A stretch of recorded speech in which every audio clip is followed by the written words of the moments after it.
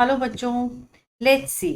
The question says compared with alkaline earth metals, the alkali metals exhibit smaller ionic radii, greater hardness, high boiling point, lower ionization energy।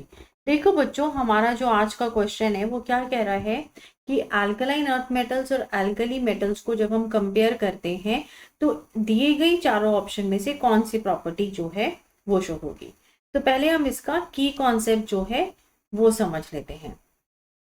देखो, अगर हम alkali metals की बात करते हैं और alkaline earth metals दोनों की, तो दोनों ही क्या है, ग्रुप 1 और 2 है। मींस जो ये है ये एस ब्लॉक एलिमेंट्स हैं।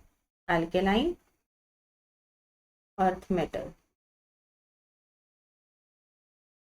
बेसिकली क्या हो गई, ये एस ब्लॉक एलिमेंट्स हो गए। अल्कली मेटल जो है वो है ग्रुप 1 और अल्कलाइन अर्थ मेटल जो है वो है ग्रुप 2। ठीक है, अब यहाँ पे अगर हम देखें तो ग्रुप 1 जो है इसके पास 1 वैलेंस इलेक्ट्रॉन होता है और ग्रुप 2 का अगर हम देखें तो इसके पास 2 वैलेंस इलेक्ट्रॉन्स होते हैं।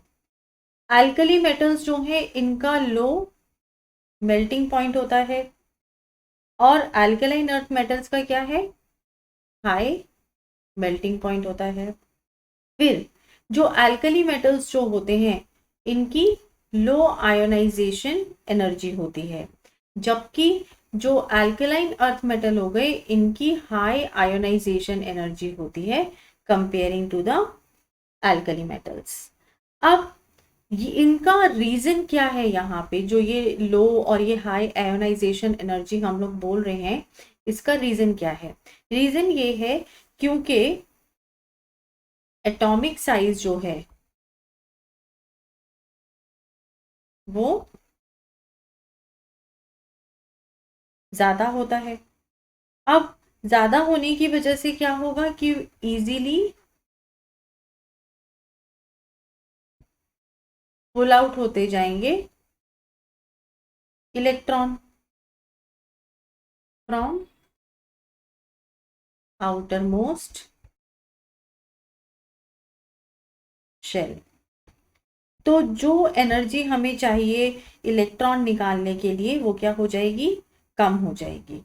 ठीक है, दूसरी बात आप ये भी कह सकते हैं कि जो आपका ग्रुप 2 एलिमेंट्स है, ग्रुप 2 एलिमेंट्स के अंदर क्या है कि एस ऑर्बिटल कंप्लीटली फिल्ड हो गया, क्योंकि यहाँ पे जो कॉन्फ़िगरेशन है वो आपकी NH2 होगी और ग्रुप 1 के अंदर कॉन्फ़िगरेशन NH1 होगी। तो कंप्लीटली फिल्ड होने की वजह से हमें ज्यादा ताकत लगानी पड़ेगी, या आप कह सकते हैं ज्यादा एनर्जी लगानी पड़ेगी to remove an electron. But in the case of group 1 हमें कम एनर्जी लगानी पड़ेगी क्योंकि यहाँ पे अनपेयर्ड इलेक्ट्रॉन है।